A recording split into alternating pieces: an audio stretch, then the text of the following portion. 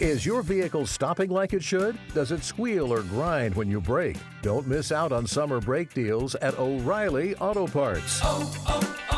O'Reilly Auto Parts.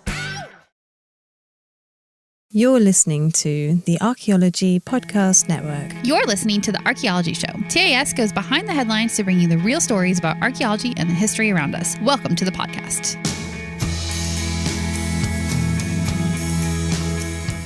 Hello and welcome to the Archaeology Show, episode 214. On today's show, we talk about a Mayan ballgame carving, Egyptian mummy tags, and a Hopewell site in Ohio. Let's dig a little deeper, but not into a mound, into the ground.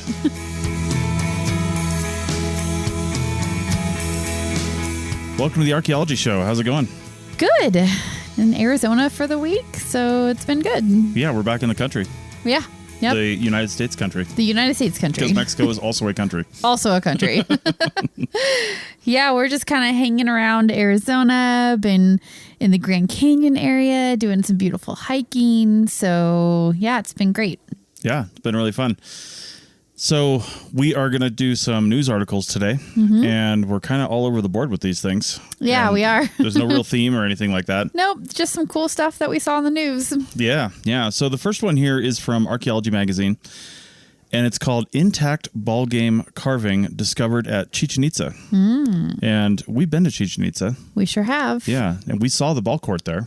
We did. We're going to talk about ball courts a little bit later. I want to talk about the article first, but yeah, we'll just kind of define that. Yeah. For now, though, archaeologist Lizbeth Beatriz Mendicudi Perez, that's a lot of names. It is. Found the 13-inch diameter, 85-pound stone marker. Wow, big. Yeah. And heavy. Yeah. Yeah. It's carved with images of a ball and two players surrounded by glyphic text, so the typical Mayan glyphs. Yeah. Yeah, her and her team think it could have been affixed to an arch at the entrance to the Casa Colorada architectural complex at Chichen Itza and dates to around 8900.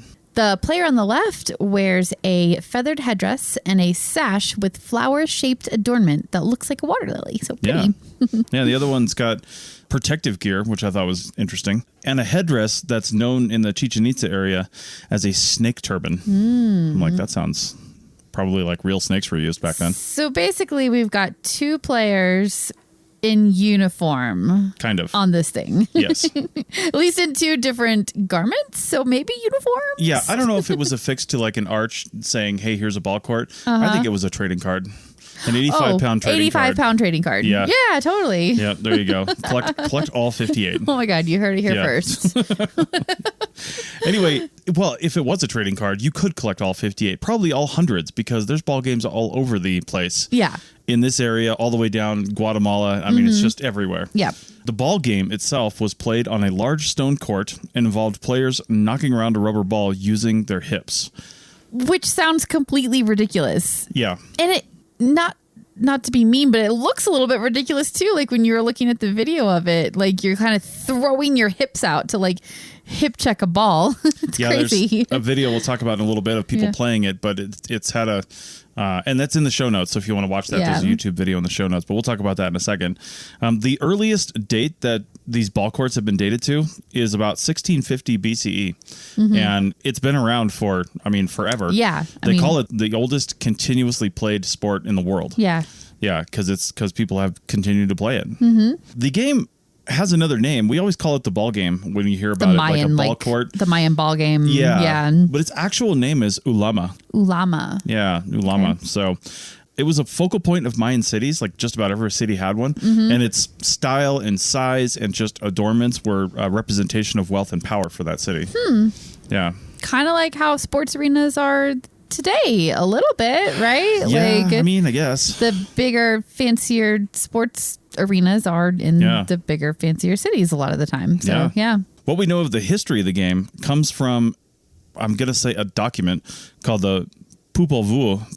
Popol Vuh. I can never pronounce that thing right. Yeah. It's the oldest recounting of Mayan mythology and history, and it goes back centuries. It was actually maintained orally forever, right? Until 1550, when the Spanish Dominican friar Francisco Jimenez wrote it down in the language of Ki'ichi. Ki'ichi, I don't know how you pronounce it, and a parallel column in Spanish. Oh, so we had the translation. Yeah, so he wrote this whole thing down, learned the language, and then translated it into Spanish. There's a whole story with that document and what its history is. It basically changed hands a few times after he died, and then it actually kind of got lost to time in a collection. It wasn't lost officially, but like nobody really knew what it was and where it was. Buried in a collection. Yeah. And then somebody else pulled it out, and then it was, a couple other people found it, and then somebody back like in the last century actually translated it again into English and published it a few times, and it was published around the world, and then kind of came out, and it was this just really amazing history of that whole area. Yeah, it's like kind of like the Rosetta Stone.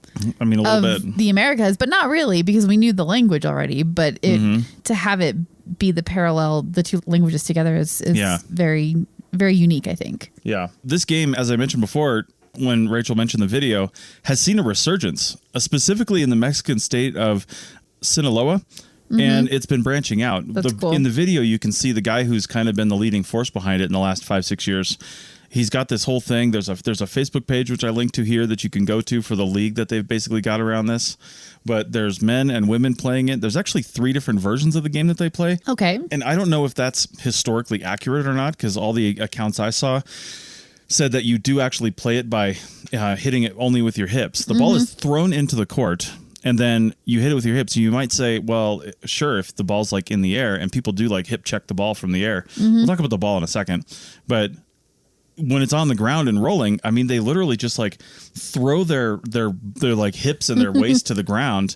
And a lot of times it's imagine like a yoga pose or like something like that, where you've got your hands down behind you and then your feet down in front of you with your legs bent, but your hip is kind of supported, like you're just like bringing it up. Oh, I see. Yeah, and then you're just like hip checking the ball, or sometimes you're just throwing yourself into it. Yeah, and then hitting it with your hips. That's insane. I know. You really have to rely on your team members, because you need some recovery time to just like get back up. Yeah, it's not like you can. I can't imagine that if you're trying to get the ball off the ground, you can get it very far or very high.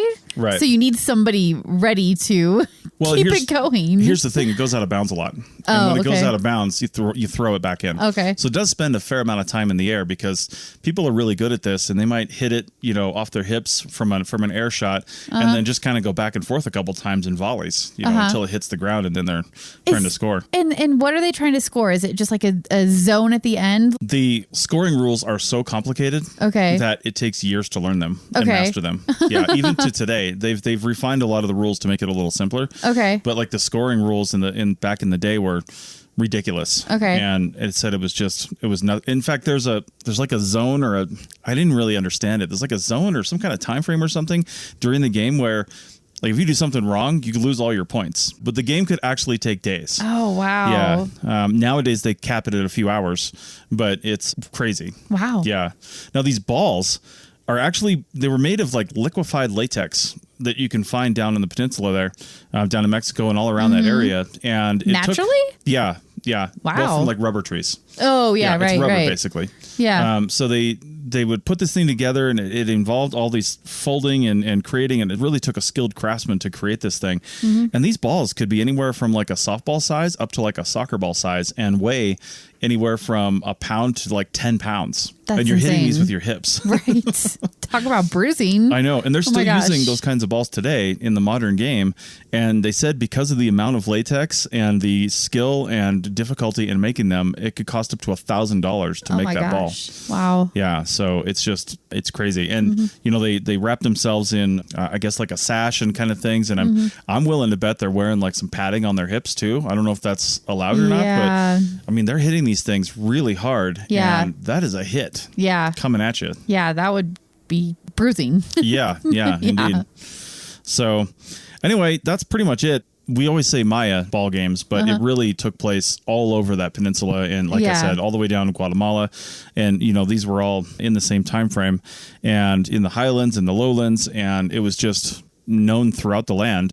A little bit of history of the game too is there were two gods that were essentially playing around, and they had an argument, and to settle the argument, they played this game, and that was kind of how That's like the birth of the game. Yeah, and it was supposed to be like this battle between light and dark as well, and it was this whole, not necessarily just a game that people saw as a spectator sport, but it really had ritualistic meaning, you know, like who wins and who loses. And there's a lot of stuff around there about how the winning team would be like sacrificed and killed, or the losing team would be, you know, one of the two, but there's a lot of variation in that account as well.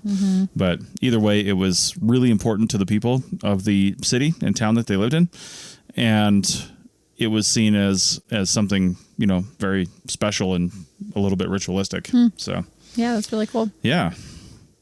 All right. Well, also ritualistic is making mummies, but and we've talked about mummies before, but on this next article on the other side of the break, we're going to talk about a cool way that we're using things associated with the mummies to look at and reconstruct the climate of the ancient Mediterranean. Back in a minute. Welcome back to episode 214 of the Archaeology Show. And now we're going to talk about wooden tags. I imagine these as like like death toe tags, but probably not. I know. That was the first thing I thought when I was reading this too. I was like, oh, this is like the Egyptian version of a toe tag. It's like a little bit sad. I mean, it really is. But also functional, right? Like you kind of you need to do that. Yeah. So this article is called Mummies Provide the Key to Reconstruct the Climate of the Ancient Mediterranean. And it was published in phys.org. Yep. So Egyptian mummies would have had wooden tags associated with them after the person had passed away, and they were sent to the embalmers, basically as a way of identifying who this person was, right?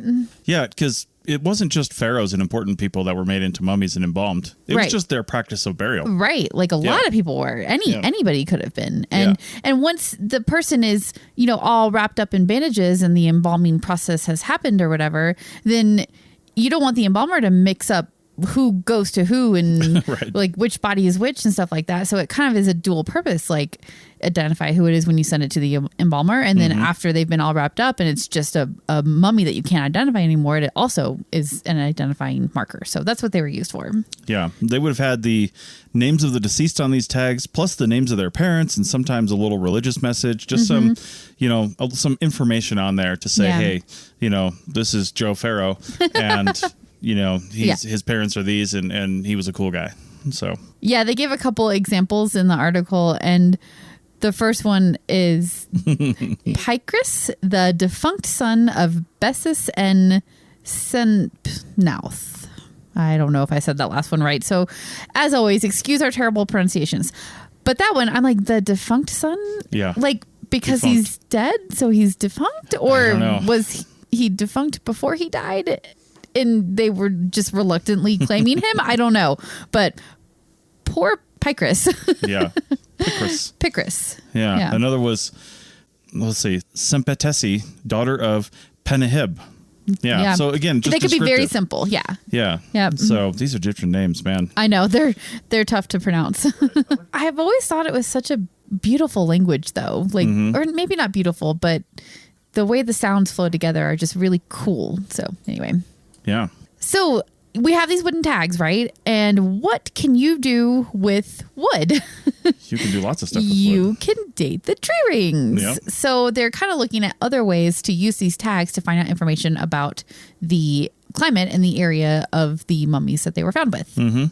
There's a group of Geneva-based researchers that want to see if climate fluctuations might have contributed to the rise and fall of the Roman Empire. Like we always say, but they want to have like actual physical evidence of that. I think it's known or it's always been said that was part of it, but they're looking for the actual hard evidence. And they're specifically looking at the time period when Egypt was governed by Rome. Yeah, so these rings we're talking about, I mean, these are, when you look at the article, these are like flat pieces of wood, like a paddle almost, and not very big. They don't look like they're that big at all. Maybe a few inches long and a few inches wide and thin. Yeah. So, I mean, it's like a wooden tag that you would imagine, right? It's exactly like a paper tag, but out of wood instead of paper. But like any piece of wood, including maybe even a table or something that's sitting in your home, you can see the grain in the wood, they call it, you know, and you say, oh, look how beautiful that is. Those are the rings that were created when the tree was made. Right. When the tree was growing, I guess. And So you can see those rings and the thicknesses of those rings, even on polished cut pieces of wood. Yeah, you know? still see those concentric lines which represent the rings. Right.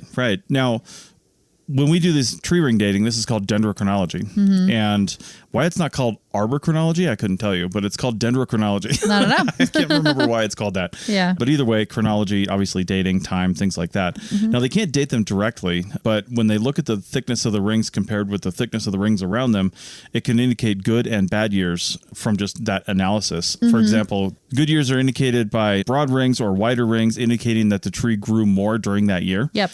And skinnier rings can be evidence of years of drought. Right. Because they're, they didn't grow as much. Constricted. Yeah. Now, with dendrochronology, you can't just look at these and say, oh, well, this represents, 1292. You just don't know that, right? So you have to have something else to align your dendrochronological time frame, right? So one of the ways they could do that is radiocarbon dating, but they're trying to resist that because they'd have to cut pieces away from it, and they don't want to do that to any of these. So they're trying to figure out other ways to do it, and that could be something along the lines of identifying somebody on one of these tablets or one of these things, and really using some other resource where they're mentioned somewhere else with an actual date, and then they can start aligning these. But Yeah, like what they're doing right now is that they're taking all these individual samples that they have, and they want to kind of just get the spread, right? Yeah. So they want different tree species, because different tree species have different responses to different climate things, and then you're always going to have outliers where there's individuals that just had a different response to something for some reason, or maybe they had an individual stress that happened to that tree specifically. So basically they just want to create a bigger picture, and they need a big sample to do that. And fortunately there's thousands of these tags in museums all across the world, basically. Yeah, there's lots of them. Yeah. One of the researchers, Francois Blondel, has analyzed a group of about 300 of these tags. Yeah. And what he's trying to do is, again, identify where the tree ring sequences overlap with one another. So if he sees it's almost like a barcode. Yeah. He's looking at these things and saying, where does this plank match up with this plank? Yeah. So then I can say all these are together. Yeah. And in my head, he's got a pile of them laid out in front of him, and he's going and moving them around. But it's actually not quite like that. They can take these images of them and then use the images to line them up, probably using computer programs and stuff too, to sort of analyze the rings and then figure out this sequence and the overlapping and see which match which, and start to create this climate picture. Yeah. And they have an outline, basically, that starts with a few good years here, and then they have a succession of droughts. And like you said, there's no years assigned to these yet. Yeah. So that's going to be the next step, is to figure that out.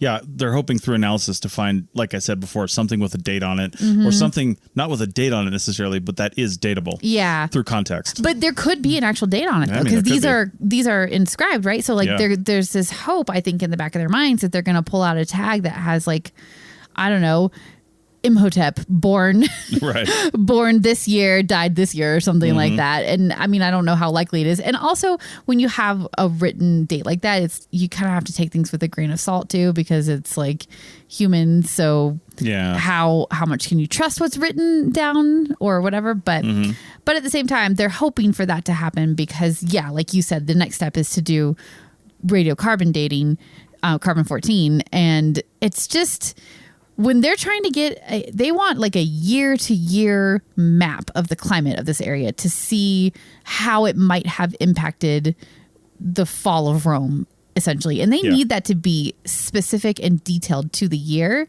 So the error range for carbon-14 is just too big for them to really feel comfortable with the dates that they're going to get from that. Probably. That's what they're concerned about. So they're hoping for something else to be at least corroborating, probably. Yeah. Plus the destructive nature of radiocarbon dating. Yes, of course. That's definitely a problem too. So they don't want to do that. I'm not sure how many of the museums that own the specimens that they're studying are going to give them permission to, destroy them. So I mean, just take a little piece off the back. Do you know how big of a piece you need to do? It's microscopic. It's very really? Little. Yeah. If it's very tiny, I mean, they might be able to get permission. It's still destructive, though. It is still destructive. It's I not know. a lot. Yeah. So, I mean, you're literally counting atoms. So, that's it's really small. Yeah. And to get a date, and they mentioned this in the article, but to get a date that they can start trusting a little bit, they'd have to do it to like a bunch of these tags from the same like section where the rings overlap, so that they can get, 10 different tags that give the same date, and then they can feel comfortable saying, okay, our time period starts right here with this date. But they don't have that yet. So they're still working on it. Yeah, unfortunately, the ones we do know dates for, like the big pharaohs and stuff like that, they didn't have to have a tag on them when they were sent to the embalmers. No, everybody knew who they were. They probably had a personal embalmer that was just like on standby for the moment that they died, and like didn't work with other mummies and wouldn't have had to wait in line for embalming. Like rich people that have like a panic button so they can push it so their cryogenicist can show up immediately and freeze their head. Oh, right, totally. Yeah, that's modern embalming. Yeah, definitely so. All right, well, that's it for that one. Pretty cool. Interesting to see what they come out with that, because, we can tell a lot from these remains, but I never really thought about looking at climatological changes. But, there's often wood found in these drier environments, and sometimes you can tell stuff, but you just don't have enough. But I didn't really realize how many of these things there were. Yeah. And I never really heard of them before, so that's really cool. This like common, almost household item that everybody would have had to use at least once in their life. Yeah. Yeah, it's an interesting use of that artifact. All right, well, now we're going to go over to Ohio, another place that you and I have worked. Yeah. And near probably where this happened, where we're going to talk about, because we worked around some Hopewell stuff, but we'll get into that and this CRM project on the other side of the break. Back in a minute. Welcome back to episode 214 of the Archaeology Show, and we're talking news articles, and this one is a cool CRM project from Newark, Ohio. Yeah. Yeah, it caught my eye because, we worked in Ohio. I don't know if we've ever mentioned that before on the podcast, but we did a phase 2 many years ago in Ohio. So we kind of worked in this area. Yeah. So the article is called Archaeologists Discover 2,000-Year-Old Dwelling Site of Hopewell Native Americans in Ohio. And it took me a second to kind of track down this article. It's written by Jack Wolf of the reportingproject.org, but it's one of those kind of things where it can be shared around. So I found it on USA Today, and I think it was on like Heritage Daily and maybe a couple other places. Yeah. So you can find it in a lot of different places, but the original one is the reportingproject.org. And I cannot even say how much I love this article. It is the most realistic reporting of a CRM project, except for one detail, which we can talk about later on. But it's the most realistic reporting of a CRM project that I've ever read. And it's not boring. Yeah. Like everything about it was so well done. Yeah, it really went into some detail on, different techniques and stuff like that. It was weird to hear all of the stuff we're used to hearing as far as measurements in feet and inches. I know. I thought that was so weird too. Yeah. I converted some of it to meters, like without even thinking about it when I was writing the notes for the article. But yeah. Anyway, this all happened because of a bridge, basically a 190-year-old bridge in Newark, Ohio, that was abruptly and unexpectedly closed a few months ago because it was deemed unsafe. Yeah. And this is actually the one thing that is hard for me to put into context. I don't know why they talk about that in this article, because the work on this site actually started in 2018, and it was in anticipation of replacing that bridge because they knew that it needed to be replaced, and they actually created a whole new like traffic path for the bridge, and it wasn't going to go over the old bridge location anymore. So this site is actually over. And you can see it on the map if you kind of, they don't actually call it out in the map in the article. You have to kind of like look at their pictures and look at where they say it's supposed to be. And then you can kind of see where it's supposed to be, like right near the roundabout that they're putting in it's right in there.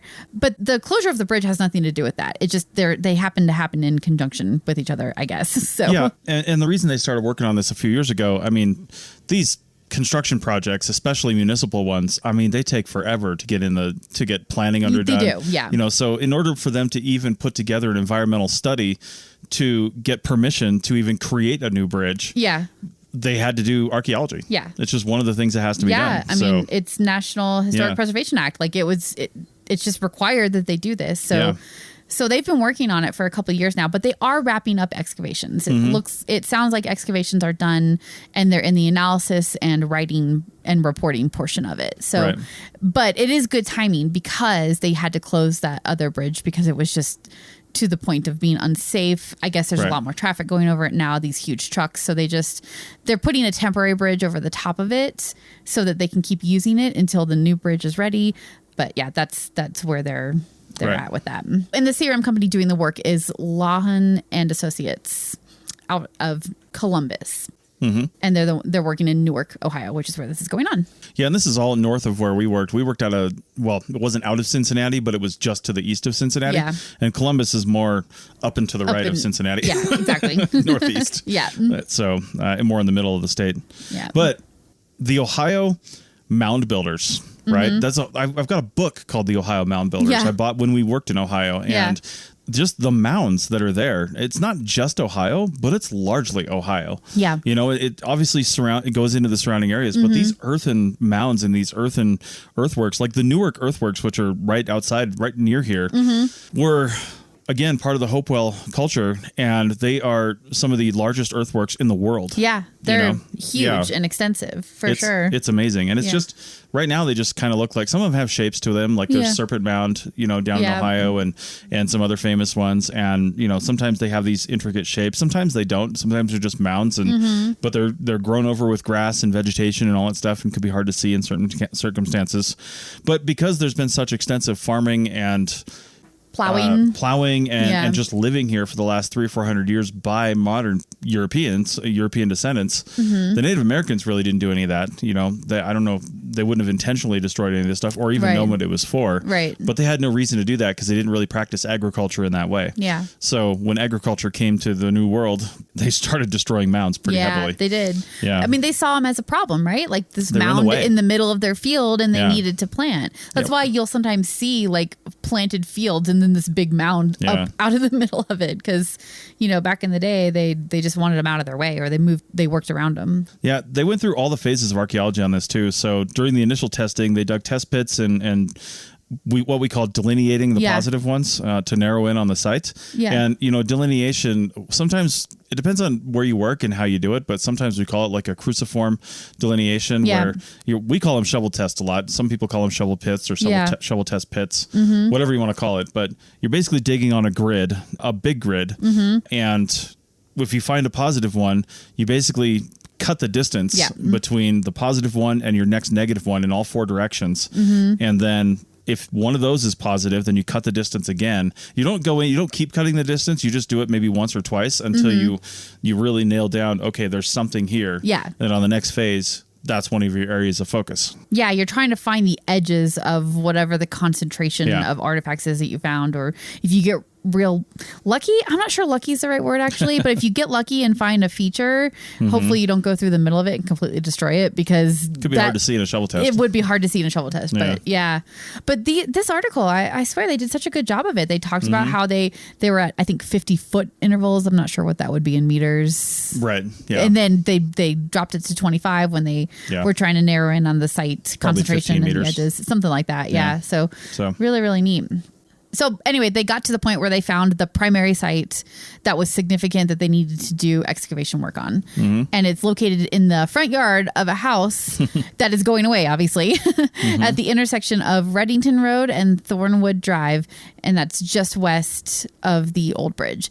And in the article that we linked to, if you look at the map, you can find Reddington Road and you can find Thornwood Drive. It's more of a curve right now. It's not really an intersection, but that you can kind of see on the map. There's like a White House there. There's two White House buildings, I think, and it's like right in that area. And you can see it on the aerial, even though it's not really like pointed out. But it's actually, is it shocking to you how much information they're releasing about this?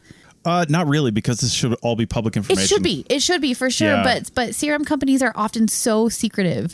Well, and I was because they have to be, because they have contracts and non-disclosures and blah, blah, blah, blah, blah. I know they have to be, but that's more for private projects. For these public works projects, I guess that's what it is. This has been in the planning phase. Yeah. They would have had to have released the not necessarily the details of the report, but the fact that stuff was found and the mitigation is going to cost this much. It's got to be voted on. Yeah. The plans go right through a couple of houses. They had to buy those. Yeah. That takes They've got time. like X's on them on the aerial image. So that's under eminent domain. It's the greater good is going to be served by having this new bridge and this road realignment. Yeah. Therefore, your house is going to be sacrificed. Yeah, totally. So, but they have to offer you fair market value for the property. Of course, you can't gouge them. Yeah, but they have to offer you that kind of money. Yeah, but then they got to deal with the house itself too, which could be, depending on how old it is, it might have some asbestos, lead paint. Yeah, who knows, right? So there's all kinds of things that have to be taken into account. Yeah, for sure.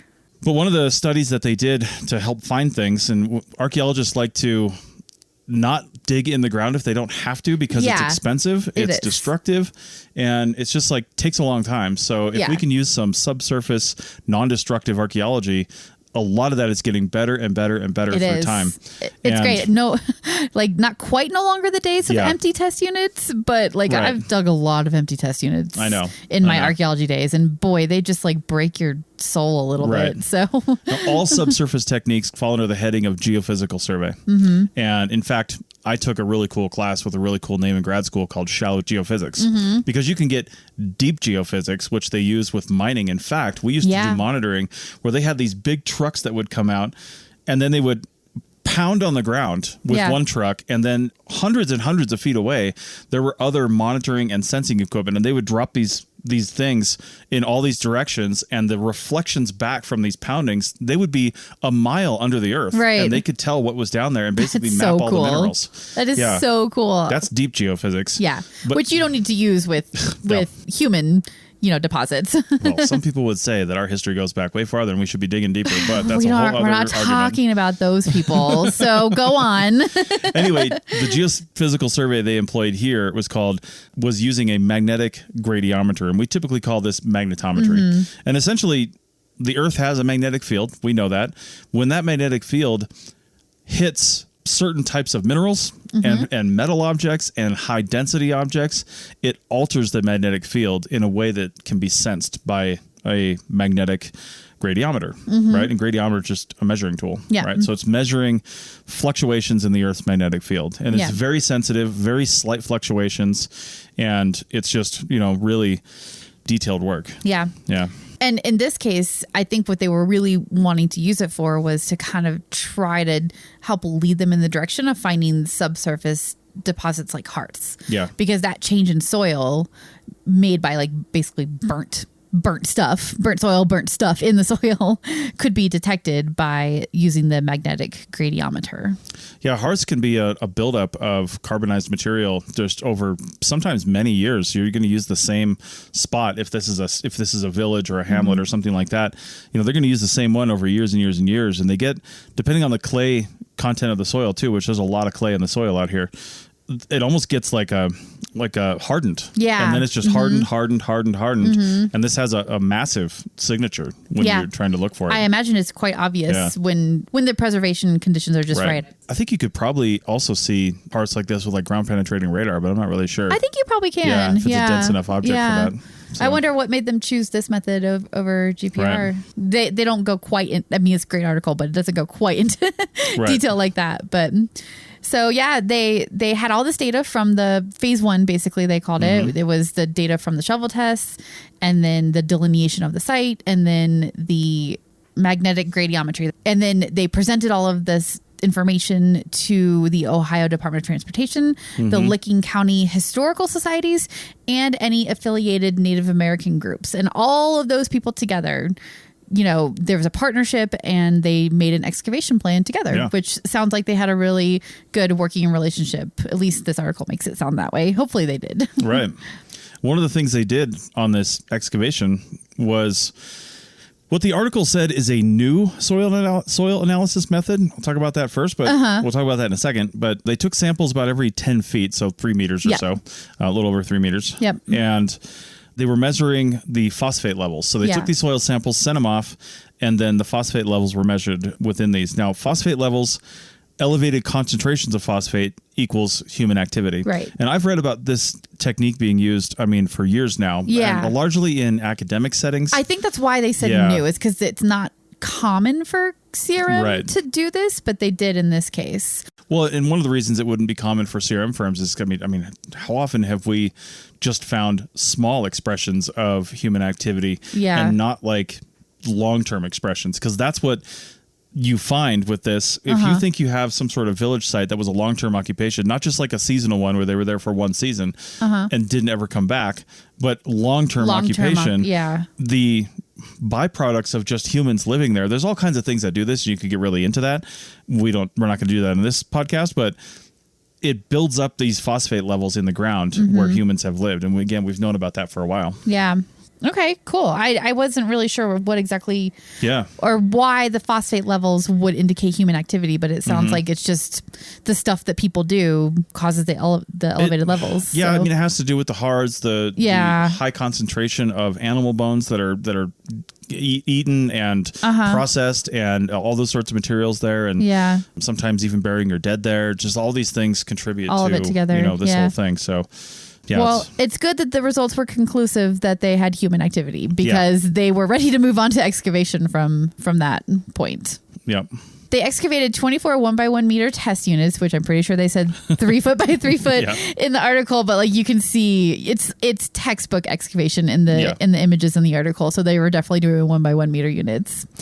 And those units yielded pottery, oven fragments, and stone tools, including the kind of most coveted one, I guess, is the bladelet cores. Yeah, bladelet cores are just core. Well, cores essentially are the middle part of, say, a nodule of stone. And, flint knapping is the practice of taking flakes off of cores, basically.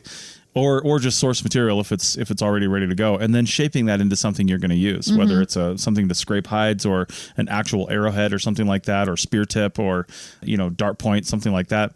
We call them projectile points because you don't know what kind of projectile it is. Right. Well, you usually do by its size, but to encompass the whole realm of those things, we call them projectile points. Yeah. Yeah, but the bladelets are the smaller blades that just come off these, and bladelet cores are really cool because it looks like a cylinder essentially. Yeah. Because you've got the end of the core has been prepared, and then the bottom of the core has been prepared, and then you're basically using, pressure and hammering to take off these blades off the side all the way around it. Yeah, these like long skinny things. They look just like blades, just like what they call them. Yeah, it's really cool. Yeah, it's super neat. Yep. And the Hopewell culture in this area is known for using the small flint bladelets from a bladelet core, and the source material is mined from the Flint Ridge quarries, which are east of Newark. And flint is chert, right? Yeah, it's basically a kind of chert. Yeah.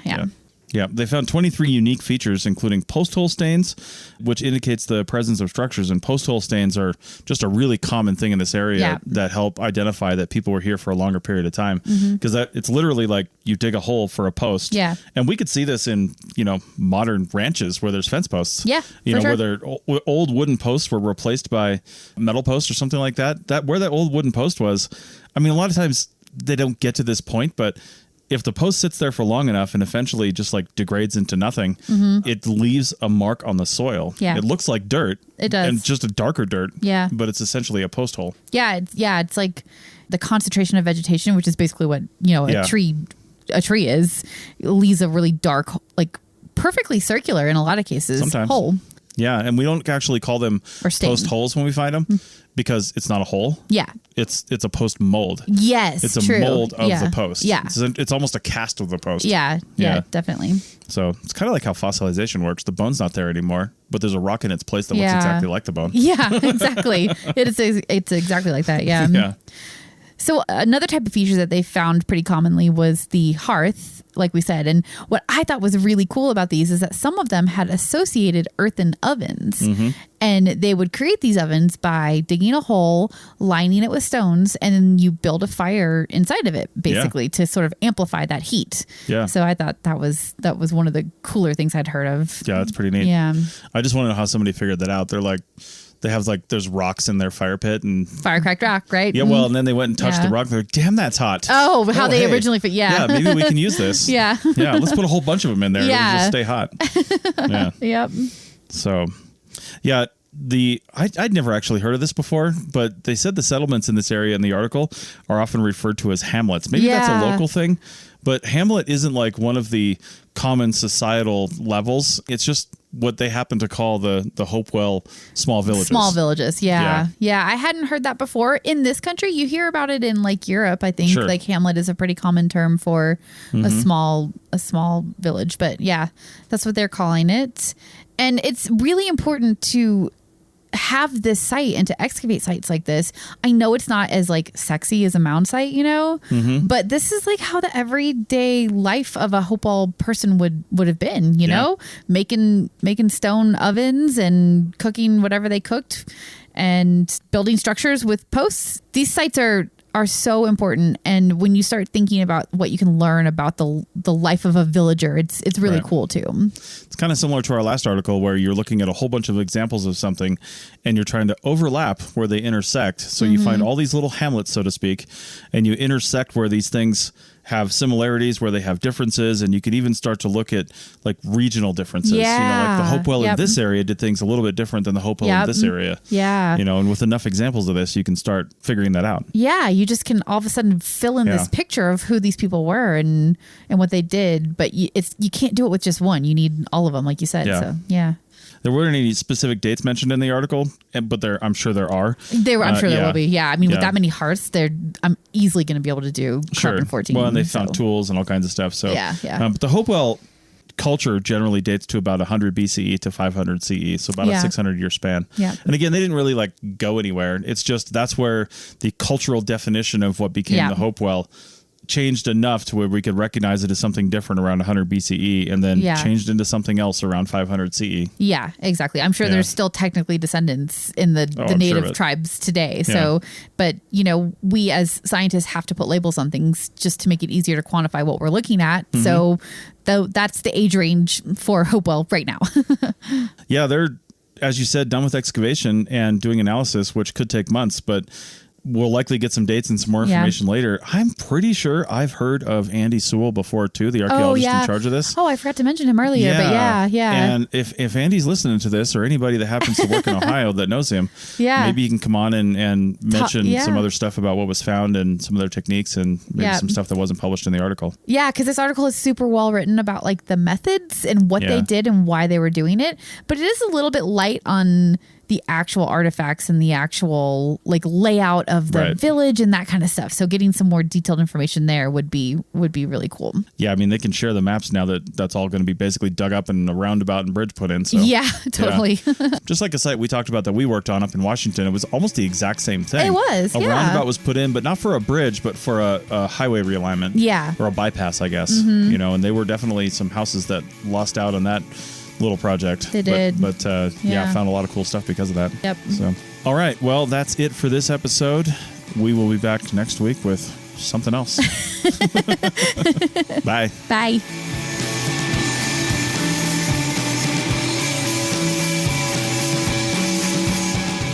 Thanks for listening to The Archaeology Show. Feel free to comment and view the show notes on the website at www.arcpodnet.com. Find us on Facebook, Instagram, and Twitter at ArcPodNet. Music for this show is called I Wish You Would Look from the band Sea Hero. Again, thanks for listening and have an awesome day.